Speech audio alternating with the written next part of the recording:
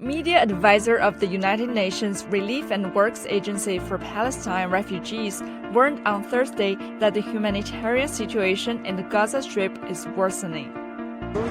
الأوضاع الإنسانية في قطاع غزة تتدهور بصورة دراماتيكية. اليوم الأوضاع أخطر مما كان بالأمس. اليوم هناك عشرات الآلاف من الفلسطينيين يصطفون الطوابير من أجل الحصول على المياه النظيفة التي أصبحت غير موجودة أو المياه الصالحة للشرب. معظم محطات تحلية المياه أغلقت أبوابها. هناك المجاري ومياه الصرف الصحي أصبحت تغمر شوارع عديدة ومختلفة في مختلف مناطق قطاع غزة. لا يمكن على الإطلاق استخدام الوقود كسلاح في هذه الحرب. ودخل إلى قطاع غزة 23,000 لتر من الوقود، وهناك اشتراط بأن يستخدم فقط للشاحنات.